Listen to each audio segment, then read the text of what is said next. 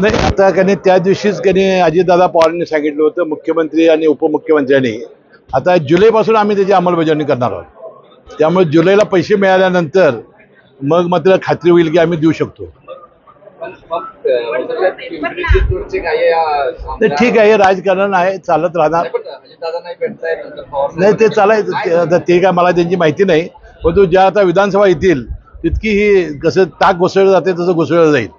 कारण शिवसेनेत 2 पक्ष, राष्ट्रवादीत 2, भारतीय जनता पक्ष, काँग्रेस, मनसे, त्यानंतर बहुजन वंचित, अनेक RPI. त्यामुळे काय रेलचेल होईल उमेदवारांची, काय काळजी करू नका. प्रत्येक निवडणुका वेगळ्या लढवल्या जातात.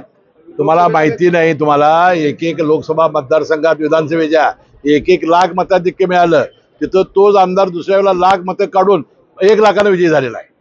वेगळा असतो भाग, वेगळा असतो, तिथला असतो, तिथली कामं वेगळी असतात. आता एवढं खाडेबाबूने आमचं काम केलं, वेगळं वातावरण तयार झालं होतं. यावेळेला वेगळं वातावरण. आता लाडली बहीण 1500 रुपये, 7.5 हॉर्सपर्यंत वीज माफी, 10,000 रुपये आपल्याला बेकार, किती छप्पर फाडके. चला, ABP माझा, उघडा डोळे बघा नीट.